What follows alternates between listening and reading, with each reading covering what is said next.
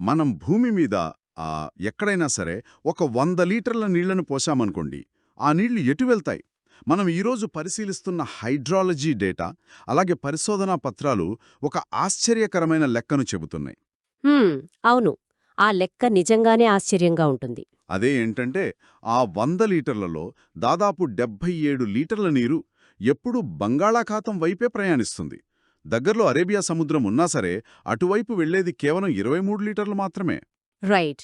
ఈరోజు మన ముందున్న ఈ డేటాను, మ్యాపులను చూస్తుంటే ఒక విషయం స్పష్టంగా అర్థమవుతుంది. నదులు కేవలం మ్యాపులో గీసిన నీలినంబు గీతలు కావు. అవి ఖండాలను కోసి భూమి ఆకారాన్ని మార్చే మహాశక్తులు. ఈ లోతైన విశ్లేషణలో అసలు నదులు ఎందుకలా ప్రవహిస్తాయి, వాటి వెనుక ఉన్న సైన్స్ ఏమిటి అనే విషయాలను మనం డీకోడ్ చేద్దాం. ఖచ్చితంగా. మీరు చెప్పిన ఆ 77% జలాల లెక్క నిజంగానే ఒక ఆసక్తికరమైన పాయింట్. మనం సాధారణంగా భౌగోళిక శాస్త్రం అనగానే పర్వతాలు, మైదానాలు ఎక్కడున్నాయో బట్టి పడుతుంటాం గదా! అవును, స్కూల్ డేస్లో అలాగే చదివేవాళ్ళం. ఎగ్జాక్ట్లీ. కానీ నదులు వాటంతటా అవి ఎక్కడికే వెళ్ళవు. భూమి ఆకారం, వాతావరణం వాటిని నడిపిస్తాయి. యాక్చువల్గా ప్రకృతి ఈ ఉపఖండాన్ని ఎలా మలిచిందో అర్థం చేసుకోవాలంటే ఈ నదుల ప్రవర్తనను గమనించడం ఎంతో ముఖ్యం. రైట్. ముందుగా ఈ బంగాళాఖాతం వైపు ఉన్న పక్షపాతం గురించే మాట్లాడుకుందాం. గోదావరి, కృష్ణా లాంటి పెద్ద నదులు సరే, గంగా, బ్రహ్మపుత్ర అన్నీ అటే వెళ్తున్నాయి. మరి అరేబియా సముద్రం వైపు ప్రవహించే నదులు ఎందుకంత తక్కువగా ఉన్నాయి? అసలు ఈ నీటి ప్రవాహాన్ని రెండుగా విడదీస్తున్న శక్తి ఏది? ఆ శక్తిని భౌగోళిక పరిభాషలో డ్రైనేజ్ డివైడ్స్ లేదా జల విభాజకాలు అంటారు. సులభంగా చెప్పాలంటే ఇవి ఎత్తైన గోడలు లాంటివి అన్నమాట. ఓహో, ఎత్తైన గోడలా? అవునండి. మన దేశంలో ఢిల్లీ రిడ్జ్, అరావ్లీ పర్వత శ్రేణులు, అలాగే దక్షిణాన ఉన్న పశ్చిమ కనుమలు ఈ జల విభాజకాలుగా పనిచేస్తున్నాయి. పశ్చిమ కనుమలను ఉదాహరణగా తీసుకుంటే అవి పశ్చిమ సముద్ర తీరానికి చాలా దగ్గరగా ఒక ఎత్తైన గోడలా నిలబడి ఉంటాయి. మ్మ్. దానివల్ల ఆ పర్వతాల తూర్పు వాలులో కురిసిన వర్షపు నీరంతా అనివార్యంగా తూర్పువైపే, అంటే బంగాళాఖాతం వైపే సుదీర్ఘ ప్రయాణం చేయాల్సి వస్తుంది. అంటే దీన్ని మనం ఒక పెద్ద ఇంటి పైకప్పుతో పోల్చవచ్చా? అంటే ఇంటి పైకప్పు ఒకవైపు చాలా ఏటవాలుగా ఉండి మరోవైపు ఎక్కువ వాలుగా ఉంటే వర్షం పడినప్పుడు నీరంతా సహజంగానే ఆ ఎక్కువ వాలు ఉన్న వైపే పారుతుంది కదా? ఎగ్జాక్ట్లీ. చాలా కరెక్ట్ అనాలజీ ఇది. అంటే మన దేశ భౌగోళిక నిర్మాణం మొత్తం అలా తూర్పుకు, ఆగ్నేయానికి వంగిపోయి ఉందన్నమాట. ఆ పైకప్పు ఉపమానం ఇక్కడ సరిగ్గా సరిపోతుంది. ఆ వాలు వల్లే ద్వీపకల్ప నదులన్నీ తూర్పుకే ప్రవహిస్తాయి. అయితే ఇక్కడ వాలుతో పాటు మరో పెద్ద భౌగోళిక అంశం కూడా దాగి ఉంది. అదే వాతావరణం. వాతావరణం ఎలా ప్రభావితం చేస్తుంది? బేసిగ్గా మీరు అరేబియా సముద్రం వైపు ప్రవహించే నదీ పరివాహక ప్రాంతాలను చూస్తే అక్కడ వర్షపాతం తక్కువ. కానీ బంగాళాఖాతం వైపు అలా కాదు. ఇటు నైరుతి ఋతుపవనాలు, అటు ఈశాన్య ఋతుపవనాలు రెండూ కూడా తూర్పు ప్రాంతంలోనే భారీ వర్షాలను ఇస్తాయి. అవును కదా. పైగా బంగాళాఖాతంలో పదే పదే వచ్చే తుఫానుల వల్ల పడే వర్షాలు కూడా ఆ క్యాచ్మెంట్ ఏరియాలోనే కలుస్తాయి. అవును. ఇదొక డబుల్ ఇంపాక్ట్ అన్నమాట. దీనికి తోడు అత్యంత ఎత్తైన హిమాలయాల్లో పుట్టే అతిపెద్ద నదీ వ్యవస్థలైన గంగా, బ్రహ్మపుత్రలు తమ అపారమైన మంచు కరిగిన జలాలను కూడా బంగాళాఖాతంలోనే కలుపుతాయి. బాబోయ్! అంటే అటు వానలు, ఇటు మంచు అన్నీ కలుస్తున్నాయన్నమాట. రైట్. భౌగోళిక వాలు, ఋతుపవనాలు, హిమానీ నదాలు అన్నీ కలిసి బంగాళాఖాతాన్ని ఒక మహా జలాశయంగా మార్చేస్తాయి. సరే, నీరు ఎటు వెళ్తుందో, ఎందుకు వెళ్తుందో ఆ ఇంటిపై కప్పుగాంటి భౌగోళిక వాలు ద్వారా బాగా అర్థమైంది. కానీ ఇక్కడ డేటాలో ఇంకో విషయముంది. ఆ ప్రవహించే నీరు ఎంత విధ్వంసకరంగా ఉంటుందనేది దాని వయసు మీద ఆధారపడి ఉంటుందని మన డేటా చెబుతోంది. ఏంటి, నదులకు కూడా మనుషుల్లాగా యవ్వనం, వృద్ధాప్యముంటాయా? వినడానికి వింతగా ఉన్నా భౌగోళిక శాస్త్రంలో అదొక కీలకమైన కాన్సెప్ట్ అండి. హిమాలయ పర్వతాలు భూమి చరిత్రలో చాలా కొత్తగా ఏర్పడిన పర్వతాలు. కాబట్టి వాటిలో పుట్టే నదులను యవ్వన నదులు అంటారు. ఓహో, యవ్వన నదులు. అవును. అవి అచ్చం టీనేజర్లలాగా చాలా ఉగ్రంగా, వేగంగా ఉంటాయి. వీటికి వర్షాలతో పాటు మంచు కరగడం వల్ల కూడా సంవత్సరం పొడవునా నీరు వస్తూనే ఉంటుంది. అంటే ఎప్పుడూ ఫుల్ ఎనర్జీతో ఉంటాయన్నమాట. ఖచ్చితంగా. ఇలా పర్వతాలపై నుండి విపరీతమైన వేగంతో కిందికి దూకడం వల్ల ఆ రాళ్లను కోసేసి అత్యంత భారీ స్థాయిలో మట్టిని, రాతి ముక్కలను తమ వెంట లాక్కొచ్చేస్తాయి. ఆ మట్టి భారాన్నే సెడిమెంట్ లోడ్ అంటారు. ఆ, ఇక్కడే అసలు సమస్య వస్తుందని నేను ఊహిస్తున్నాను. పర్వతాల మీద ఏటవాలుగా ఉన్నంతసేపు ఆ నీటికి విపరీతమైన స్పీడుంటుంది. కాబట్టి ఆ భారీ మట్టిని సులభంగా మోసుకొస్తాయి. అవును. కాని ఒక్కసారి మైదాన ప్రాంతాలకు అంటే ప్లేన్స్కు రాగానే నేల చదునుగా మారుతుంది. అప్పుడు నీటి వేగం పడిపోతుంది కదా. ఆ వేగం తగ్గగానే మోసుకొచ్చిన మట్టిని అక్కడే వదిలేయాలి కదా. సరిగ్గా అదే జరుగుతుంది. మైదానాలకు రాగానే ఆ మట్టి అంతా మేటలు వేసి నదికి అడ్డంగా ఒక గోడలా తయారవుతుంది. దానివల్ల నది తన ప్రవాహ మార్గాన్ని కోల్పోయి దారి కోసం వెతుక్కుంటూ ఎలా పడితే అలా ప్రవహిస్తుంది. అంటే దానికొక నిర్దిష్టమైన దారి ఉండదనమాట. అవునండి. బీహార్లో ప్రవహించే కోసి నదిని తీసుకోండి. విపరీతమైన మట్టిని తీసుకొచ్చి తన దారిని తానే మూసుకుని ఎటుపడితే అటు ప్రవహిస్తూ బీహార్లో భయంకరమైన వరదలు సృష్టిస్తోంది. ఓ, అందుకే దాన్ని బీహార్ దుఃఖదాయిని అంటారా? కరెక్ట్. ఆ నది ప్రవర్తనను ముందుగా ఊహించి ప్రాజెక్టులు కట్టడం చాలా కష్టం. ఆ అస్థిరత్వమే దానికి ఆ పేరు తెచ్చిపెట్టింది. ఒక రకంగా దారి తెలియని వయసులో ఉన్న నదులివే అని అర్థమవుతుంది. అదే మన ద్వీపకల్ప నదుల దగ్గరకొస్తే, అంటే దక్షిణ భారతదేశంలో ఉన్న పీఠభూమి నదులు వృద్ధాప్యంలో ఉన్నాయని చెబుతారు. ఇవి స్థిరంగా ఒకే పద్ధతిలో నడుచుకునే పెద్ద వయసు వారిలాంటివా? అవును.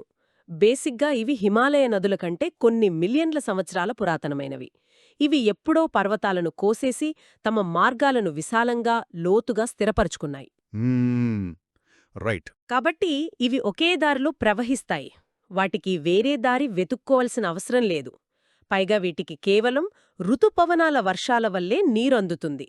కాబట్టి వర్షాకాలంలో మాత్రమే ఉధృతంగా ప్రవహించి తరువాత నెమ్మదిస్తాయి. ఇక్కడే ఈ డేటాలో నాకొక పెద్ద వైరుధ్యం కనిపిస్తోంది. ఏంటది? ఇంతకుముందేమో ఉపఖండం తూర్పువైపు వాలి ఉందని చెప్పారు. ఈ పెద్ద వయసున్న నదులేమో స్థిరంగా వాలును అనుసరిస్తూ ప్రవహిస్తాయి అనన్నారు. కాని నేను మ్యాప్ చూస్తుంటే నర్మదా, తపతీ నదులు పశ్చిమ కనుమల దగ్గర పుట్టినా కూడా భూమి వాలుకి పూర్తి వ్యతిరేకంగా పశ్చిమం వైపు ప్రవహిస్తూ అరేబియా సముద్రంలో కలుస్తున్నాయి. చాలా మంచి అబ్జర్వేషన్. అసలు భౌగోళిక నియమాలకు విరుద్ధంగా ఈ రెండు నదులు ఎందుకలా ప్రయాణిస్తున్నాయి? మన డేటాలో ఏమైనా తప్పుందా? లేదు, డేటా కరెక్టే. అవి భౌగోళిక నియమాలను ఉల్లంఘించడం లేదు. యాక్చువల్గా భూమి లోపల జరిగిన మరో అద్భుతమైన నియమాన్ని పాటిస్తున్నాయి. అంటే? దీన్ని అర్థం చేసుకోవాలంటే మనం రిఫ్ట్ వ్యాలీస్ అనే కాన్సెప్ట్ చూడాలి. టెక్టానిక్ కదలికల వల్ల భూమి పొరలు రెండు వైపులా లాగబడినప్పుడు మధ్యలో ఉన్న భూభాగం కుంగిపోయి ఒక పెద్ద పగులు లేదా లోయ ఏర్పడుతుంది. ఓహో, భూమి కుంగిపోతోందా? అవును. నర్మదా మరియు తపతీ నదులు ప్రవహించేది అటువంటి కుంగిపోయిన పగుళ్ల లోయల గుండా. ఆ లోయ లోపల ఉన్న స్థానిక వాలు పశ్చిమం వైపు ఉంటుంది. అంటే అవి సాధారణ భూమి పైకప్పు మీద కాకుండా భూమి లోపల ఏర్పడిన ఒక పెద్ద కందకం గుండా ప్రయాణిస్తున్నాయన్నమాట. అదన్నమాట సంగతి. ఓహో, అంటే మొత్తం నేల తూర్పుకు వాలి ఉన్నా మధ్యలో పగులు వచ్చి కుంగిపోయిన నేల మాత్రం పశ్చిమానికి వాలి ఉండటం వల్ల ఈ నీరు అటువైపు పరుగులు తీస్తోందన్నమాట. ఎగ్జాక్ట్లీ, అదే రీజన్. ఇది వినడానికి చాలా లాజికల్గా ఉంది.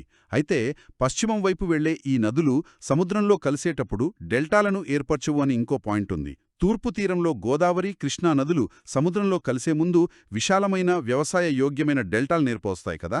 వీటికి ఆ అవకాశం ఎందుకు లేదు? ఇందాక మనం మట్టిని మోసుకురావడం గురించి మాట్లాడుతున్నాం కదా. డెల్టాలు ఏర్పడాలంటే నది తీసుకువచ్చే ఒండ్రు మట్టి చాలా కీలకం. అవును. పశ్చిమ కనుమలు సముద్రానికి కేవలం 100 కిలోమీటర్ల లోపే ఒక గోడలా ఉంటాయి. అక్కడ్నుండి పుట్టిన నదులు కఠినమైన రాతి నేలల మీద అత్యంత వేగంగా ఒక జలపాతం రేంజ్లో సముద్రంలోకి దూకుతాయి. అంటే వాటికి టైం ఉండదన్నమాట. రైట్. ప్రయాణించే దూరం తక్కువ కాబట్టి రాళ్లను కోసి మట్టిని పోగుచేసే సమయం వాటికుండదు.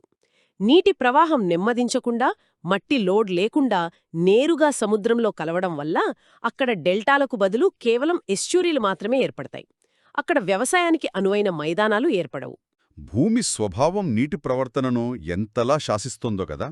సరే, పర్వతాల నుండి మైదానాలకొచ్చే నదుల ప్రవర్తన చూశాం కాబట్టి ఇప్పుడు సమయం అనే మరో డైమెన్షన్లోకి వెళదాం. వయసు గురించి మాట్లాడుతున్నాం కాబట్టి అసలు పర్వతాల కంటే ముందు పుట్టిన నదుల గురించి తెలుసుకోవాలి మనం. అదే వాయువ్య భారతదేశ చరిత్రను మార్చేసిన సింధూ నదీ వ్యవస్థ. అవునండి. సింధూ నదీ వ్యవస్థ ఒక భౌగోళిక అద్భుతం. ఇది టిబెట్లోని కైలాష్ పర్వత శ్రేణుల్లో సింగీ ఖంబన్ అంటే సింహం నోరు అని పిలిచే ప్రాంతంలో పుడుతుంది. సింహం నోరు పేరు చాలా పవర్ఫుల్గా ఉంది కదా. అక్కడ్నుండి అది లడఖ్, జమ్మూ కాశ్మీర్ గుండా ప్రవహించి పాకిస్తాన్లోకి వెళ్లి అరేబియా సముద్రంలో కలుస్తుంది. సింధు నది అనగానే మనకు ఆ 5 ఉపనదులు గుర్తొస్తాయి కదా. జీలం, చీనాబ్, రావి, బియాస్, సట్లెజ్. ఈ 5 నదులు ప్రవహించే భూమే పంజాబ్. పంజ్ అంటే 5, ఆబ్ అంటే నీరు. కరెక్ట్, 5 నదుల భూమి. కాని ఈ చరిత్ర ఎంత క్రూరమైందంటే 1947 దేశ విభజన మనుషులనే కాదు, ఈ మహానదీ వ్యవస్థను కూడా భౌగోళికంగా చీల్చేసింది కదా. నేటి మన పంజాబ్లో కేవలం సట్లెజ్, రావి, బియాస్ మాత్రమే ప్రవహిస్తున్నాయి. అవును, అదొక చారిత్రక విషయం. అయితే ఈ ఉపనదుల్లో హిమాచల్ ప్రదేశ్లో పుట్టే చీనాబ్ నది సింధుకి అతిపెద్ద ఉపనది. ఓకే, కానీ ఈ అన్ని ఉపనదుల కంటే అత్యంత ఆసక్తికరమైనది సట్లెజ్ నది. ఎందుకంటే ఇది టిబెట్లోని రాక్షస్తాల్ వద్ద పుట్టి అతి పొడవైన దూరం ప్రయాణిస్తుంది. వీటన్నిటినీ యాంటిసిడెంట్ రివర్స్ అంటారు. అంటే ఈ నదుల వయస్సు హిమాలయ పర్వతాల వయస్సు కంటే కూడా ఎక్కువ.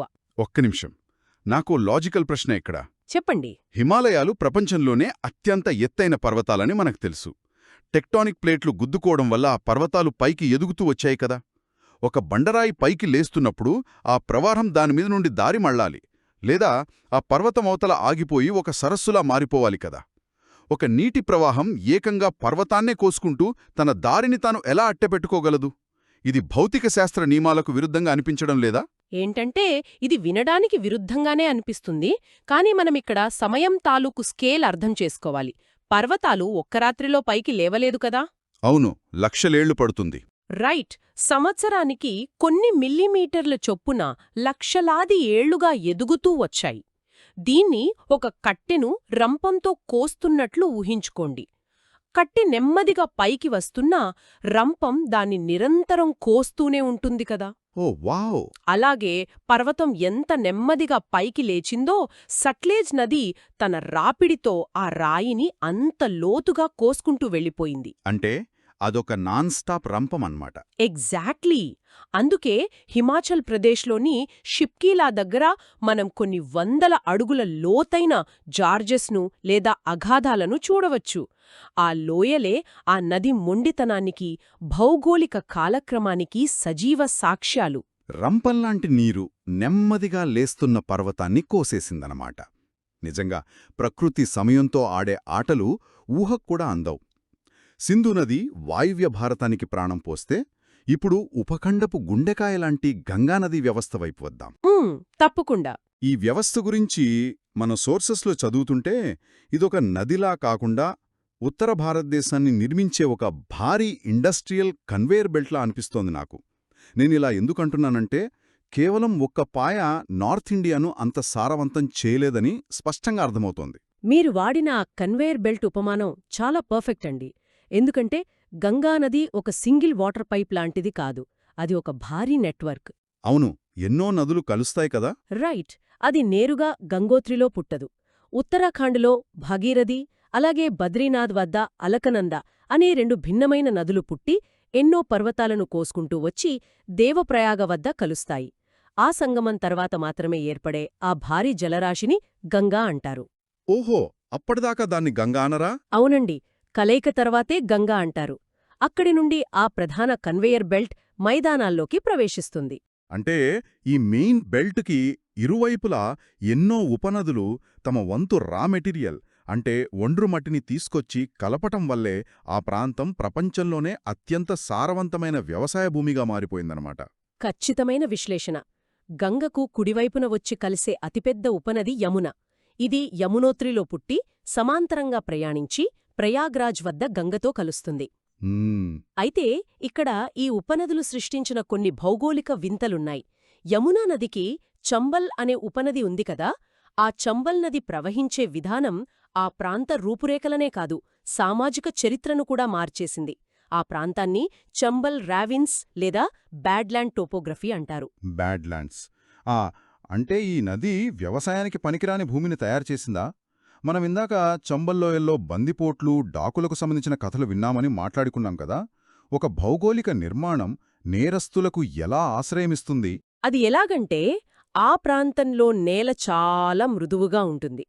చంబల్ నది ప్రవాహం, వరదలు ఆ మట్టిని విపరీతంగా కోసేయడం వల్ల అక్కడ వందలాది కిలోమీటర్ల మేర 30 నుండి 40 అడుగుల లోతైన కందకాలు, గుట్టలు ఏర్పడ్డాయి. అంటే అదొక రకమైన మట్టి గోడల అడవిలాగా తయారైందనమాట. అవును, ఒక చిక్కటి మేజ్ లాంటి నెట్వర్క్ ఏర్పడింది. పోలీసులుగాని మిలిటరీగాని ఆ ఎగుడుదిగుడు భూముల్లోకి వెళ్లడం దాదాపు అసాధ్యం.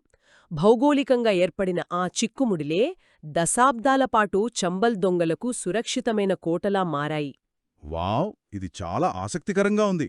నదీ కేవలం భూమిని మాత్రమే కాదు, సమాజగతిని కూడా మార్చగలదనడానికి ఇదొక బెస్ట్ ఎగ్జాంపుల్. వింటుంటేనే రోమాలు నిక్కబొడుచుకుంటున్నాయి. నదులు నాగరికతను పెంచడమే కాదు, ఇలాంటి భయంకరమైన కోటలను కూడా కట్టగలవన్నమాట. ఇకపోతే మన డేటాలో దామోదర్ నది ప్రస్తావన కూడా ఉంది. బీహార్కు కోసి నది ఎలాగో ఒకప్పుడు బెంగాల్కు ఈ దామోదర్ నది అలాగే వరదలు తెచ్చేదట కదా. అవును, దామోదర్ నదిని బెంగాల్ దుఃఖదాయిని అనేవారు. ఇక్కడ భౌగోళిక కనెక్షన్ ఏమిటంటే, ఈ దామోదర్ నది కూడా మనమిందాక చెప్పుకున్న నర్మదా, తపతీ నదుల లాగేనే ఒక రిఫ్ట్ వ్యాలీ గుండా ప్రవహిస్తుంది. ఓహో, ఇది కూడా కుంగిపోయిన లోయలోనే ప్రవహిస్తుందా? కాకపోతే ఇది తూర్పు వైపుగా ప్రయాణిస్తుంది. ఇదొక భౌగోళిక విశేషం. ఇలా ప్రతి ఉపనది తనకంటూ ఒక ప్రత్యేకమైన చరిత్రను మోసుకొచ్చి గంగా బేసిన్లో కలుపుతుంది. రైట్. గంగానది ఉపఖండానికి స్థిరమైన కన్వేయర్ బెల్ట్ లాంటిదైతే, ఇక ఈశాన్య రాష్ట్రాల దగ్గరకొచ్చేసరికి ప్రకృతి తన అసలు రూపాన్ని, విశ్వరూపాన్ని చూపిస్తోందనిపిస్తోంది. ఖచ్చితంగా. ఎందుకంటే బ్రహ్మపుత్ర నది ప్రవర్తన చూస్తుంటే అదొక ఆకారం మార్చుకునే రాక్షసుడులాగా అనిపిస్తోంది. ఈ నది డేటా నన్ను నిజంగా ఆశ్చర్యానికి గురిచేసింది. బ్రహ్మపుత్ర ప్రయాణం బహుశా ప్రపంచంలోనే అత్యంత నాటకీయమైన నదీ ప్రయాణమని చెప్పొచ్చు మనం. ఇది గంగా, సింధు నదులు పుట్టిన కైలాష్ పర్వత శ్రేణుల్లోనే పుడుతుంది. టిబెట్లో దీన్ని శాంగ్పో అంటారు. అక్కడ ఇది హిమాలయాలకు ఉత్తరాన అత్యంత ప్రశాంతంగా, సమాంతరంగా 100 కిలోమీటర్లు తూర్పు దిశగా ప్రయాణిస్తుంది. నేను మ్యాప్లో అదే చూస్తున్నాను. అలా తూర్పుగా వెళ్తున్న నది నామ్చా బర్వా అనే పర్వతం దగ్గరికి రాగానే హఠాత్తుగా ఒక తీవ్రమైన యూటర్న్ తీసుకుని కోపంతో అరుణాచల్ ప్రదేశ్లోకి దూసుకొస్తుంది. ఒక నది అలా సడన్గా ఎందుకు వెనక్కి తిరుగుతుంది? ఏమైనా అడ్డొచ్చిందా? ఖచ్చితంగా అడ్డొచ్చింది. మీరిందాక సమయం, టెక్టానిక్ ప్లేట్ల గురించి అడిగారు కదా, ఇక్కడ అదే జరిగింది. కోట్ల సంవత్సరాల క్రితం భారత టెక్టానిక్ ప్లేట్ యురేషియన్ ప్లేట్తో గుద్దుకున్నప్పుడు హిమాలయాలేర్పడ్డాయి. అవును. కానీ ఆ ప్లేట్లు గుద్దుకున్న చివరల్లో, అంటే తూర్పు కొసనున్న పర్వతాలు ఆ విపరీతమైన ఒత్తిడి తట్టుకోలేక ఒక హెయిర్పిన్లాగా వెనక్కి వంగిపోయాయి. ఈ ప్రక్రియనే సింటాక్సియల్ బెండింగ్ అంటారు. అంటే పర్వతాలే వంగిపోయా? పర్వతాలు రాళ్లతో తయారవుతాయి కదా, అవెలా వంగిపోతాయి?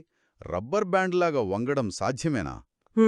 అంటే భూమి లోపల ఉండే విపరీతమైన ఉష్ణోగ్రత మరియు కోట్లాది టన్నుల ఒత్తిడి కారణంగా అత్యంత కఠినమైన రాతి పొరలో కూడా ఒక ప్లాస్టిక్లా ముడతలు పడతాయి. మైండ్ బ్లోయింగ్ అసలు. ఆ పర్వతాలు అలా అకస్మాత్తుగా వంగిపోవటం వల్లే బ్రహ్మపుత్ర నదికి ఆ యూటర్న్ తీసుకోవడానికి ఒక భౌగోళిక మార్గం ఏర్పడింది. ఆ పర్వతాలు వాళ్ళ వంగకపోయి ఉంటే బ్రహ్మపుత్ర నది ఇండియాలోకి రాకుండా చైనా వైపు వెళ్ళిపోయి పసిఫిక్ మహాసముద్రంలో కలిసేదేమో. ఇది వింటుంటే ప్రకృతి బలం ముందు భూమి ఆకారం కూడా తలవంచక తప్పలేదనిపిస్తోంది. పర్వతాలు దారి ఇవ్వడంతో భారతదేశంలోకి ఎంటరైన ఈ బ్రహ్మపుత్రకు ఆ తర్వాత సుబన్సిరి, తీస్తా లాంటి ఎన్నో ఉపనదులు కలుస్తాయి గదా, ఇక్కడే దానికి ఆ ఉగ్రరూపం వస్తుందనుకుంటా. అవును, సుబన్సిరి బ్రహ్మపుత్రకు అతిపెద్ద ఉపనది. ఇది కూడా ఒక యాంటిసిడెంట్ నది. ఈ ఈశాన్య ప్రాంతంలో ప్రపంచంలోనే అత్యధిక వర్షపాతం నమోదవుతుంది. వర్షాలు కూడా ఎక్కువే కదా అక్కడ? అవును, భారీ వర్షాలు, ఎత్తైన పర్వతాలు ఈ రెండూ కలవడంతో ఆ ఉపనదులన్నీ ఊహించలేనంత మట్టిని తీసుకొచ్చి బ్రహ్మపుత్రాలో డంప్ చేస్తాయి. ఆ మట్టిభారం మొయ్యలేక నది అడుగుభాగం నిండిపోయి నీరు ఎటుబడితే అటూ పొంగిపొర్లుతూ తన ఛానల్ను ఎప్పటికప్పుడు మార్చుకుంటూ అస్సాం మైదానాలను ముంచెత్తుతుంది. అందుకే దానికి ఆకారం మార్చుకునే రాక్షసుడు అని పేరు వచ్చింది. ఇప్పుడు అర్థమైంది. ఈ బ్రహ్మపుత్ర బేసిన్కు, దాని కింద ఉన్న బరాక్ బేసిన్కు మధ్య బరైల్ పర్వత శ్రేణులు ఒక గోడలా నిలబడి ఆ నీటిని రెండుగా వేరుచేస్తాయని మ్యాప్లో స్పష్టంగా కనిపిస్తోంది. ఇది కూడా మనం మొదట్లో మాట్లాడుకున్న జల విభాజకం లాంటిదే కదా? కరెక్ట్. బరైల్ పర్వతాలు ఒక చిన్న స్థాయి జల విభాజకంలాగా పనిచేస్తాయి. చివరగా ఈ మహానదుల ప్రయాణం ఎలా ముగుస్తుందంటే, ఈ బ్రహ్మపుత్ర బంగ్లాదేశ్లోకి జమునగా ప్రవేశించి అక్కడ గంగానది ప్రధాన పాయ అయిన పద్మతో కలుస్తుంది. ఆ తర్వాత బరాక్ నది నుంచి వచ్చే మేఘనా ప్రవాహంతో కూడా కలిసిపోతుంది. ఈ 3 మహానదులు కలిసి తీసుకువచ్చిన కొన్ని కోట్ల టన్నుల మట్టి సముద్రంలో కలిసే ముందు ప్రపంచంలోనే అతి పెద్దదైన అత్యంత జీవవైవిధ్యమున్న సుందర్బన్స్ డెల్టాను ఏర్పరుస్తుంది. పశ్చిమాన పగుళ్ల లోయల్లో కుంగిపోయి ప్రవహించే నర్మద నుండి పర్వతాలను రంపంలా కోసే సట్లైజ్ వరకు, అలాగే ఉత్తరాదిని నిర్మించే గంగా కన్వేయర్ బెల్ట్ నుండి పర్వతాల ఒత్తిడికే యూటర్న్ తీసుకున్న బ్రహ్మపుత్ర వరకు ఈ నదీ వ్యవస్థల ప్రయాణం నిజంగా అనూహ్యమైనది. ఈ మ్యాపుల వెనుక ఇంత భౌగోళిక విధ్వంసం, నిర్మాణ శైలి దాగి ఉన్నాయని నాకు ఈ విశ్లేషణ ద్వారానే పూర్తిగా అర్థమైంది. మనం ప్రారంభంలో అనుకున్నట్లే నదులు భూమిని చెక్కే శిల్పులు. ఏది ఎటు వెళ్లాలో భూమి వాలు నిర్ణయిస్తే, అది భూమిని ఎలా కోయాలో దాని వయస్సు, వాతావరణం నిర్ణయిస్తాయి. కోట్ల సంవత్సరాల ప్రకృతి చరిత్ర ఈ ప్రవాహాల్లో దాగియుంది. ఈ మహాప్రవాహాల గురించి ఈ లోతైన విశ్లేషణను ముగించే ముందు మనం ఆలోచించాల్సిన ఒక విషయం ఉంది. ఆకాశాన్ని తాకే హిమాలయాలు పైకి ఎదుగుతున్నప్పుడే సట్లెజ్, సుబన్సిరి లాంటి నదులు వాటిని కోసుకుంటూ వచ్చాయి. ఖండాలు కదిలినా, ఐస్ ఏజులు వచ్చిపోయినా వందల మిలియన్ల ఏళ్లుగా ఈ ప్రవాహాలు తమ ఉనికిని కాపాడుకున్నాయి. మరి మనం సృష్టిస్తున్న గ్లోబల్ వార్మింగ్, డ్యాములు, వాతావరణ మార్పులను ఈ మహాశక్తులు భవిష్యత్తులో ఎలా ఎదుర్కొంటాయి? చాలా మంచి ప్రశ్న. కోట్ల ఏళ్లుగా పర్వతాలతో పోరాడిన జలప్రవాహాలు ఆధునిక సంక్షోభాలకు ఎలా స్పందిస్తాయో అన్నది లోతుగా అన్వేషించాల్సిన అంశం. ఎందుకంటే భూమిని చెక్కిన ఆ అదృశ్య శక్తి ప్రయాణం ఎప్పటికీ ఆగదు. ఈ భౌగోళిక అద్భుతాల డీప్ డైవ్ను ఎక్కడితో ముగిద్దాం. మళ్ళీ కలుద్దాం.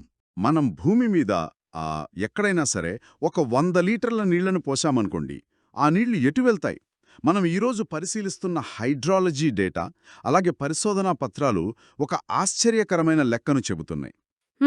అవును, ఆ లెక్క నిజంగానే ఆశ్చర్యంగా ఉంటుంది. అదే ఏంటంటే, ఆ 100 లీటర్లలో దాదాపు 77 లీటర్ల నీరు ఎప్పుడూ బంగాళాఖాతం వైపే ప్రయాణిస్తుంది. దగ్గర్లో అరేబియా సముద్రం ఉన్నా సరే అటువైపు వెళ్లేది కేవలం 23 లీటర్లు మాత్రమే. రైట్. ఈరోజు మన ముందున్న ఈ డేటాను, మ్యాపులను చూస్తుంటే ఒక విషయం స్పష్టంగా అర్థమవుతుంది. నదులు కేవలం మ్యాపులో గీసిన నీలినంబు గీతలు కావు. అవి ఖండాలను కోసి భూమి ఆకారాన్ని మార్చే మహాశక్తులు. ఈ లోతైన విశ్లేషణలో అసలు నదులు ఎందుకలా ప్రవహిస్తాయి, వాటి వెనక ఉన్న సైన్స్ ఏమిటి అనే విషయాలను మనం డీకోడ్ చేద్దాం. ఖచ్చితంగా. మీరు చెప్పిన ఆ 77% జలాల లెక్క నిజంగానే ఒక ఆసక్తికరమైన పాయింట్. మనం సాధారణంగా భౌగోళిక శాస్త్రం అనగానే పర్వతాలు, మైదానాలు ఎక్కడున్నాయో బట్టి పడుతుంటాం కదా. అవును, స్కూల్ డేస్లో అలాగే చదివేవాళ్ళం. ఎగ్జాక్ట్లీ. కానీ నదులు వాటంతటా అవి ఎక్కడికే వెళ్ళవు. భూమి ఆకారం, వాతావరణం వాటిని నడిపిస్తాయి. యాక్చువల్గా ప్రకృతి ఈ ఉపఖండాన్ని ఎలా మలిచిందో అర్థం చేసుకోవాలంటే ఈ నదుల ప్రవర్తనను గమనించడం ఎంతో ముఖ్యం. రైట్. ముందుగా ఈ బంగాళాఖాతం వైపు ఉన్న పక్షపాతం గురించే మాట్లాడుకుందాం. గోదావరి, కృష్ణా లాంటి పెద్ద నదులు సరే, గంగా, బ్రహ్మపుత్ర అన్నీ అటే వెళ్తున్నాయి. మరి అరేబియా సముద్రం వైపు ప్రవహించే నదులు ఎందుకంత తక్కువగా ఉన్నాయి?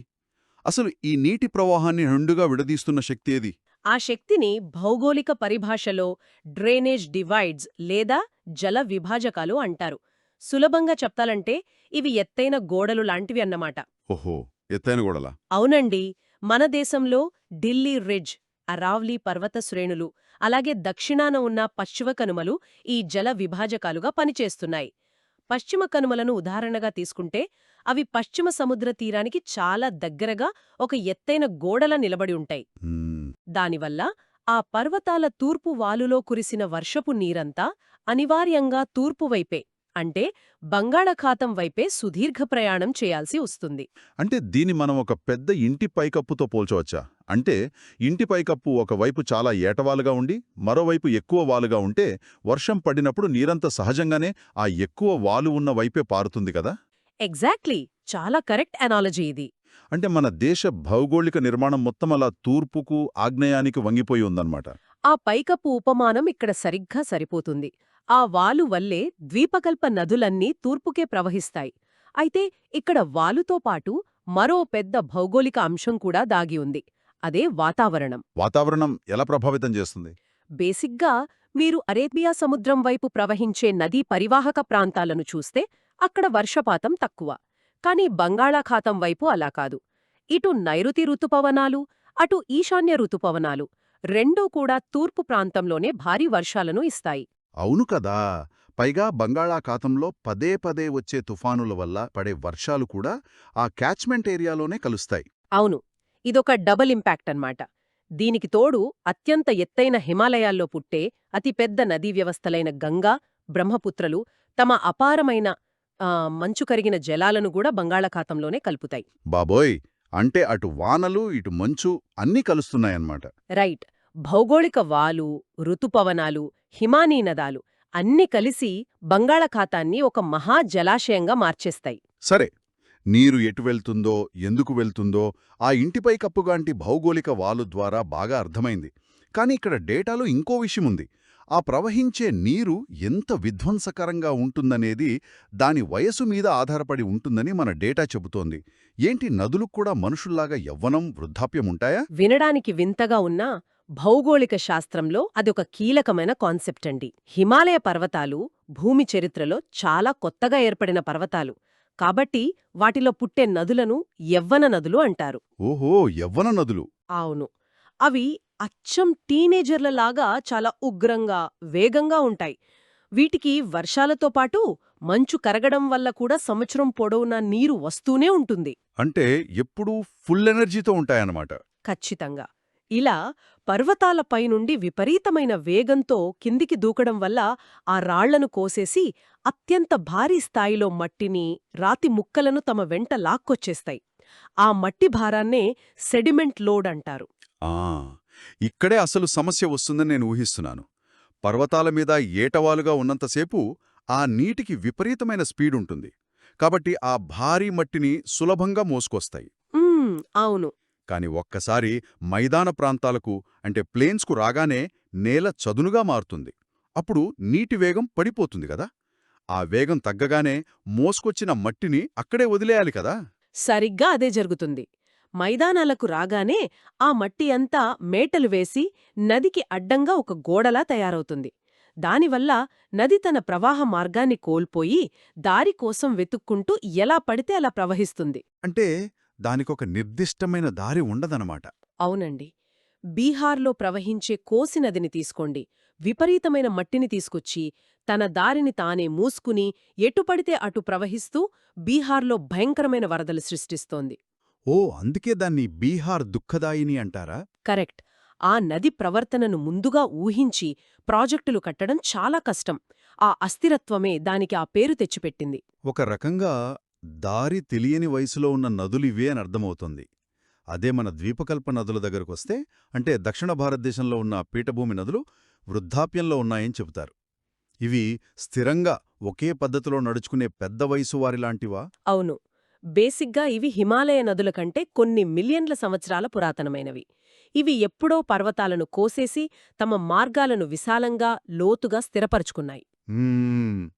రైట్. కాబట్టి ఇవి ఒకే దారిలో ప్రవహిస్తాయి. వాటికి వేరే దారి వెతుక్కోవలసిన అవసరం లేదు. పైగా వీటికి కేవలం ఋతుపవనాల వర్షాల వల్లే నీరందుతుంది. కాబట్టి వర్షాకాలంలో మాత్రమే ఉధృతంగా ప్రవహించి తరువాత నెమ్మదిస్తాయి. ఇక్కడే ఈ డేటాలో నాకొక పెద్ద వైరుధ్యం కనిపిస్తోంది. ఏంటది? ఇంతకుముందేమో ఉపఖండం తూర్పువైపు వాలి ఉందని చెప్పారు. ఈ పెద్ద వయసున్న నదులేమో స్థిరంగా వాలును అనుసరిస్తూ ప్రవహిస్తాయి అనన్నారు. కాని నేను మ్యాప్ చూస్తుంటే నర్మదా, తపతీ నదులు పశ్చిమ కనుమల దగ్గర పుట్టినా కూడా భూమి వాలుకి పూర్తి వ్యతిరేకంగా పశ్చిమం వైపు ప్రవహిస్తూ అరేబియా సముద్రంలో కలుస్తున్నాయి. చాలా మంచి అబ్జర్వేషన్. అసలు భౌగోళిక నియమాలకు విరుద్ధంగా ఈ రెండు నదులు ఎందుకలా ప్రయాణిస్తున్నాయి? మన డేటాలో ఏమైనా తప్పుందా? లేదు, డేటా కరెక్టే. అవి భౌగోళిక నియమాలను ఉల్లంఘించడం లేదు. యాక్చువల్గా భూమి లోపల జరిగిన మరో అద్భుతమైన నియమాన్ని పాటిస్తున్నాయి. అంటే? దీన్ని అర్థం చేసుకోవాలంటే మనం రిఫ్ట్ వ్యాలీస్ అనే కాన్సెప్ట్ చూడాలి. టెక్టానిక్ కదలికల వల్ల భూమి పొరలు రెండు వైపులా లాగబడినప్పుడు మధ్యలో ఉన్న భూభాగం కుంగిపోయి ఒక పెద్ద పగులు లేదా లోయ ఏర్పడుతుంది. ఓహో, భూమి కుంగిపోతోందా? అవును. నర్మదా మరియు తపతీ నదులు ప్రవహించేది అటువంటి కుంగిపోయిన పగుళ్ల లోయల గుండా. ఆ లోయ లోపల ఉన్న స్థానిక వాలు పశ్చిమం వైపు ఉంటుంది. అంటే అవి సాధారణ భూమి పైకప్పు మీద కాకుండా భూమి లోపల ఏర్పడిన ఒక పెద్ద కందకం గుండా ప్రయాణిస్తున్నాయన్నమాట. అదన్నమాట సంగతి. ఓహో, అంటే మొత్తం నేల తూర్పుకు వాలి ఉన్నా మధ్యలో పగులు వచ్చి కుంగిపోయిన నేల మాత్రం పశ్చిమానికి వాలి ఉండటం వల్ల ఈ నీరు అటువైపు పరుగులు తీస్తోందన్నమాట. ఎగ్జాక్ట్లీ అదే రీజన్. ఇది వినడానికి చాలా లాజికల్గా ఉంది. అయితే పశ్చిమం వైపు వెళ్లే ఈ నదులు సముద్రంలో కలిసేటప్పుడు డెల్టాలను ఏర్పరచవు అని ఇంకో పాయింట్ ఉంది. తూర్పు తీరంలో గోదావరి, కృష్ణా నదులు సముద్రంలో కలిసే ముందు విశాలమైన వ్యవసాయ యోగ్యమైన డెల్టాలు ఏర్పరుస్తాయి కదా, వీటికి ఆ అవకాశం ఎందుకు లేదు? ఇందాక మనం మట్టిని మోసుకురావడం గురించి మాట్లాడుతున్నాం కదా. డెల్టాలు ఏర్పడాలంటే నది తీసుకువచ్చే ఒండ్రు మట్టి చాలా కీలకం. అవును. పశ్చిమ కనుమలు సముద్రానికి కేవలం 100 కిలోమీటర్ల లోపే ఒక గోడలా ఉంటాయి. అక్కడ్నుండి పుట్టిన నదులు కఠినమైన రాతి నేలల మీద అత్యంత వేగంగా ఒక జలపాతం రేంజ్లో సముద్రంలోకి దూకుతాయి. అంటే వాటికి టైం ఉండదన్నమాట. రైట్. ప్రయాణించే దూరం తక్కువ కాబట్టి రాళ్లను కోసి మట్టిని పోగుచేసే సమయం వాటికుండదు. నీటి ప్రవాహం నెమ్మదించకుండా, మట్టి లోడ్ లేకుండా నేరుగా సముద్రంలో కలవడం వల్ల అక్కడ డెల్టాలకు బదులు కేవలం ఎస్చూరీలు మాత్రమే ఏర్పడతాయి. అక్కడ వ్యవసాయానికి అనువైన మైదానాలు ఏర్పడవు. భూమి స్వభావం నీటి ప్రవర్తనను ఎంతలా శాసిస్తోందో కదా. సరే, పర్వతాల నుండి మైదానాలకొచ్చే నదుల ప్రవర్తన చూశాం కాబట్టి ఇప్పుడు సమయం అనే మరో డైమెన్షన్లోకి వెళదాం. వయసు గురించి మాట్లాడుతున్నాం కాబట్టి అసలు పర్వతాల కంటే ముందు పుట్టిన నదుల గురించి తెలుసుకోవాలి మనం. అదే వాయువ్య భారతదేశ చరిత్రను మార్చేసిన సింధూ నదీ వ్యవస్థ. అవునండి. సింధూ నదీ వ్యవస్థ ఒక భౌగోళిక అద్భుతం. ఇది టిబెట్లోని కైలాష్ పర్వత శ్రేణుల్లో సింగీ ఖంబన్ అంటే సింహం నోరు అని పిలిచే ప్రాంతంలో పుడుతుంది. సింహం నోరు పేరు చాలా పవర్ఫుల్గా ఉంది కదా. అక్కడ్నుండి అది లడఖ్, జమ్మూ కాశ్మీర్ గుండా ప్రవహించి పాకిస్తాన్లోకి వెళ్లి అరేబియా సముద్రంలో కలుస్తుంది. సింధు నది అనగానే మనకు ఆ 5 ఉపనదులు గుర్తొస్తాయి కదా. జీలం, చీనాబ్, రావి, బియాస్, సట్లెజ్. ఈ 5 నదులు ప్రవహించే భూమే పంజాబ్. పంజ్ అంటే 5, ఆబ్ అంటే నీరు. కరెక్ట్, 5 నదుల భూమి. కాని ఈ చరిత్ర ఎంత క్రూరమైందంటే 1947 దేశ విభజన మనుషులనే కాదు, ఈ మహానదీ వ్యవస్థను కూడా భౌగోళికంగా చీల్చేసింది కదా. నేటి మన పంజాబ్లో కేవలం సట్లెజ్, రావి, బియాస్ మాత్రమే ప్రవహిస్తున్నాయి. అవును, అదొక చారిత్రక విషయం. అయితే ఈ ఉపనదుల్లో హిమాచల్ ప్రదేశ్లో పుట్టే చీనాబ్ నది సింధూకి అతిపెద్ద ఉపనది. ఓకే. కాని ఈ అన్ని ఉపనదుల కంటే అత్యంత ఆసక్తికరమైనది సట్లెజ్ నది. ఎందుకంటే ఇది టిబెట్లోని రాక్షస్థాల్ వద్ద పుట్టి అతి పొడవైన దూరం ప్రయాణిస్తుంది. వీటన్నిటినీ యాంటిసిడెంట్ రివర్స్ అంటారు. అంటే ఈ నదుల వయస్సు హిమాలయ పర్వతాల వయస్సు కంటే కూడా ఎక్కువ. ఒక్క నిమిషం, నాకు లాజికల్ ప్రశ్న ఇక్కడ. చెప్పండి. హిమాలయాలు ప్రపంచంలోనే అత్యంత ఎత్తైన పర్వతాలని మనకు తెలుసు. టెక్టానిక్ ప్లేట్లు గుద్దుకోవడం వల్ల ఆ పర్వతాలు పైకి ఎదుగుతూ వచ్చాయి కదా. ఒక బండరాయి పైకి లేస్తున్నప్పుడు ఆ ప్రవాహం దానిమీద నుండి దారి మళ్ళాలి, లేదా ఆ పర్వతం అవతల ఆగిపోయి ఒక సరస్సులా మారిపోవాలి కదా. ఒక నీటి ప్రవాహం ఏకంగా పర్వతాన్నే కోసుకుంటూ తన దారిని తాను ఎలా అట్టెపెట్టుకోగలదు? ఇది భౌతిక శాస్త్ర నియమాలకు విరుద్ధంగా అనిపించడం లేదా? ఏంటంటే ఇది వినడానికి విరుద్ధంగానే అనిపిస్తుంది. కాని మనమిక్కడ సమయం తాలూకు స్కేల్ అర్థం చేసుకోవాలి. పర్వతాలు ఒక్క రాత్రిలో పైకి లేవలేదు కదా. అవును, లక్షలేళ్లు పడుతుంది. రైట్. సంవత్సరానికి కొన్ని మిల్లీమీటర్ల చొప్పున లక్షలాది ఏళ్లుగా ఎదుగుతూ వచ్చాయి. దీన్ని ఒక కట్టెను రంపంతో కోస్తున్నట్లు ఊహించుకోండి. కట్టె నెమ్మదిగా పైకి వస్తున్నా రంపం దాన్ని నిరంతరం కోస్తూనే ఉంటుంది కదా. ఓ వావ్! అలాగే పర్వతం ఎంత నెమ్మదిగా పైకి లేచిందో సట్లెజ్ నది తన రాపిడితో ఆ రాయిని అంత లోతుగా కోసుకుంటూ వెళ్ళిపోయింది. అంటే అదొక నాన్ స్టాప్ రంపమన్నమాట. ఎగ్జాక్ట్లీ. అందుకే హిమాచల్ ప్రదేశ్లోని షిప్కీలా దగ్గర మనం కొన్ని 100 అడుగుల లోతైన జార్జెస్ను లేదా అగాధాలను చూడవచ్చు. ఆ లోయలే ఆ నది మొండితనానికి, భౌగోళిక కాలక్రమానికి సజీవ సాక్ష్యాలు. రంపంలాంటి నీరు నెమ్మదిగా లేస్తున్న పర్వతాన్ని కోసేసిందనమాట. నిజంగా ప్రకృతి సమయంతో ఆడే ఆటలు ఊహక్కూడా అందవు. సింధు నది వాయువ్య భారతానికి ప్రాణం పోస్తే ఇప్పుడు ఉపఖండపు గుండెకాయలాంటి గంగానదీ వ్యవస్థ వైపు వద్దాం. తప్పకుండా. ఈ వ్యవస్థ గురించి మన సోర్సెస్లో చదువుతుంటే ఇదొక నదిలా కాకుండా ఉత్తర భారతదేశాన్ని నిర్మించే ఒక భారీ ఇండస్ట్రియల్ కన్వేయర్ బెల్ట్లా అనిపిస్తోంది నాకు. నేనిలా ఎందుకంటున్నానంటే కేవలం ఒక్క పాయ నార్త్ ఇండియాను అంత సారవంతం చేయలేదని స్పష్టంగా అర్థమవుతోంది. మీరు వాడిన ఆ కన్వేయర్ బెల్ట్ ఉపమానం చాలా పర్ఫెక్ట్ అండి. ఎందుకంటే గంగానది ఒక సింగిల్ వాటర్ పైప్ లాంటిది కాదు, అది ఒక భారీ నెట్వర్క్. అవును, ఎన్నో నదులు కలుస్తాయి కదా. రైట్. అది నేరుగా గంగోత్రిలో పుట్టదు. ఉత్తరాఖండ్లో భాగీరథి, అలాగే బద్రీనాథ్ వద్ద అలకనంద అనే 2 భిన్నమైన నదులు పుట్టి ఎన్నో పర్వతాలను కోసుకుంటూ వచ్చి దేవప్రయాగ వద్ద కలుస్తాయి. ఆ సంగమం తర్వాత మాత్రమే ఏర్పడే ఆ భారీ జలరాశిని గంగా అంటారు. ఓహో, అప్పటిదాకా దాన్ని గంగా అనరా? అవునండి, కలయిక తర్వాతే గంగా అంటారు. అక్కడి నుండి ఆ ప్రధాన కన్వేయర్ బెల్ట్ మైదానాల్లోకి ప్రవేశిస్తుంది. అంటే ఈ మెయిన్ బెల్ట్కి ఇరువైపులా ఎన్నో ఉపనదులు తమ వంతు రా మెటీరియల్ అంటే ఒండ్రు మట్టిని తీసుకొచ్చి కలపటం వల్లే ఆ ప్రాంతం ప్రపంచంలోనే అత్యంత సారవంతమైన వ్యవసాయ భూమిగా మారిపోయిందనమాట. ఖచ్చితమైన విశ్లేషణ. గంగకు కుడివైపున వచ్చి కలిసే అతిపెద్ద ఉపనది యమున. ఇది యమునోత్రిలో పుట్టి సమాంతరంగా ప్రయాణించి ప్రయాగ్రాజ్ వద్ద గంగతో కలుస్తుంది. అయితే ఇక్కడ ఈ ఉపనదులు సృష్టించిన కొన్ని భౌగోళిక వింతలున్నాయి. యమునా నదికి చంబల్ అనే ఉపనది ఉంది కదా, ఆ చంబల్ నది ప్రవహించే విధానం ఆ ప్రాంత రూపురేఖలనే కాదు, సామాజిక చరిత్రను కూడా మార్చేసింది. ఆ ప్రాంతాన్ని చంబల్ రావిన్స్ లేదా బ్యాడ్ల్యాండ్ టోపోగ్రఫీ అంటారు. బ్యాడ్లాండ్స్ అంటే ఈ నది వ్యవసాయానికి పనికిరాని భూమిని తయారు చేసిందా? మనమిందాక చంబల్లోయల్లో బందిపోట్లు, డాకులకు సంబంధించిన కథలు విన్నామని మాట్లాడుకున్నాం కదా. ఒక భౌగోళిక నిర్మాణం నేరస్తులకు ఎలా ఆశ్రయమిస్తుంది? అది ఎలాగంటే ఆ ప్రాంతంలో నేల చాలా మృదువుగా ఉంటుంది.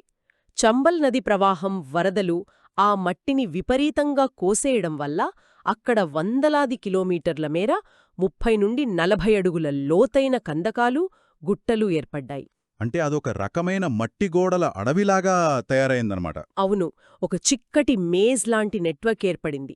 పోలీసులుగాని మిలిటరీగాని ఆ ఎగుడుదిగుడు భూముల్లోకి వెళ్లడం దాదాపు అసాధ్యం. భౌగోళికంగా ఏర్పడిన ఆ చిక్కుముడిలే దశాబ్దాలపాటు చంబల్ దొంగలకు సురక్షితమైన కోటలా మారాయి. వావ్, ఇది చాలా ఆసక్తికరంగా ఉంది. నదీ కేవలం భూమిని మాత్రమే కాదు, సమాజగతిని కూడా మార్చగలదనడానికి ఇదొక బెస్ట్ ఎగ్జాంపుల్. వింటుంటేనే రోమాలు నిక్కబొడుచుకుంటున్నాయి. నదులు నాగరికతను పెంచడమే కాదు, ఇలాంటి భయంకరమైన కోటలను కూడా కట్టగలవన్నమాట. ఇకపోతే మన డేటాలో దామోదర్ నది ప్రస్తావన కూడా ఉంది. బీహార్కు కోసి నది ఎలాగో ఒకప్పుడు బెంగాల్కు ఈ దామోదర్ నది అలాగే వరదలు తెచ్చేదట కదా. అవును, దామోదర్ నదిని బెంగాల్ దుఃఖదాయిని అనేవారు.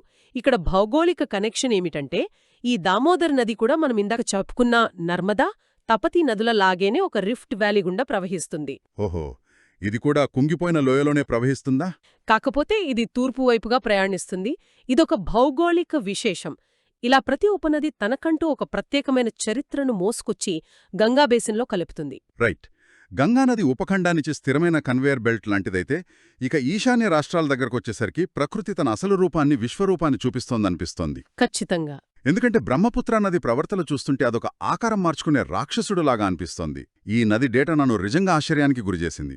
బ్రహ్మపుత్ర ప్రయాణం బహుశా ప్రపంచంలోనే అత్యంత నాటకీయమైన నదీ ప్రయాణమని చెప్పొచ్చు మనం. ఇది గంగా, సింధు నదులు పుట్టిన కైలాష్ పర్వత శ్రేణుల్లోనే పుడుతుంది. టిబెట్లో దీన్ని శాంగ్పో అంటారు. అక్కడ ఇది హిమాలయాలకు ఉత్తరాన అత్యంత ప్రశాంతంగా, సమాంతరంగా 100 కిలోమీటర్లు తూర్పు దిశగా ప్రయాణిస్తుంది. నేను మ్యాప్లో అదే చూస్తున్నాను. అలా తూర్పుగా వెళ్తున్న నది నామ్చా బర్వా అనే పర్వతం దగ్గరికి రాగానే హఠాత్తుగా ఒక తీవ్రమైన యూటర్న్ తీసుకుని కోపంతో అరుణాచల్ ప్రదేశ్లోకి దూసుకొస్తుంది. ఒక నది అలా సడన్గా ఎందుకు వెనక్కి తిరుగుతుంది? ఏమైనా అడ్డొచ్చిందా? ఖచ్చితంగా అడ్డొచ్చింది. మీరిందాక సమయం, టెక్టానిక్ ప్లేట్ల గురించి అడిగారు కదా, ఇక్కడ అదే జరిగింది. కోట్ల సంవత్సరాల క్రితం భారత టెక్టానిక్ ప్లేట్ యురేషియన్ ప్లేట్తో గుద్దుకున్నప్పుడు హిమాలయాలేర్పడ్డాయి. అవును. కానీ ఆ ప్లేట్లు గుద్దుకున్న చివరల్లో, అంటే తూర్పు కొసనున్న పర్వతాలు ఆ విపరీతమైన ఒత్తిడి తట్టుకోలేక ఒక హెయిర్పిన్లాగా వెనక్కి వంగిపోయాయి. ఈ ప్రక్రియనే సింటాక్సియల్ బెండింగ్ అంటారు. అంటే పర్వతాలే వంగిపోయా? పర్వతాలు రాళ్లతో తయారవుతాయి కదా, అవెలా వంగిపోతాయి? రబ్బర్ బ్యాండ్లాగా వంగడం సాధ్యమేనా? అంటే భూమి లోపల ఉండే విపరీతమైన ఉష్ణోగ్రత మరియు కోట్లాది టన్నుల ఒత్తిడి కారణంగా అత్యంత కఠినమైన రాతి పొరలో కూడా ఒక ప్లాస్టిక్లా ముడతలు పడతాయి. మైండ్ బ్లోయింగ్ అసలు. ఆ పర్వతాలు అలా అకస్మాత్తుగా వంగిపోవటం వల్లే బ్రహ్మపుత్ర నదికి ఆ యూటర్న్ తీసుకోవడానికి ఒక భౌగోళిక మార్గం ఏర్పడింది. ఆ పర్వతాలు వాళ్ళ వంగకపోయి ఉంటే బ్రహ్మపుత్ర నది ఇండియాలోకి రాకుండా చైనా వైపు వెళ్ళిపోయి పసిఫిక్ మహాసముద్రంలో కలిసేదేమో. ఇది వింటుంటే ప్రకృతి బలం ముందు భూమి ఆకారం కూడా తలవంచక తప్పలేదనిపిస్తోంది. పర్వతాలు దారి ఇవ్వడంతో భారతదేశంలోకి ఎంటరైన ఈ బ్రహ్మపుత్రకు ఆ తర్వాత సుబన్సిరి, తీస్తా లాంటి ఎన్నో ఉపనదులు కలుస్తాయి గదా.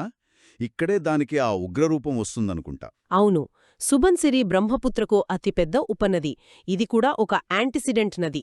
ఈ ఈశాన్య ప్రాంతంలో ప్రపంచంలోనే అత్యధిక వర్షపాతం నమోదవుతుంది. వర్షాలు కూడా ఎక్కువే కదా అక్కడ.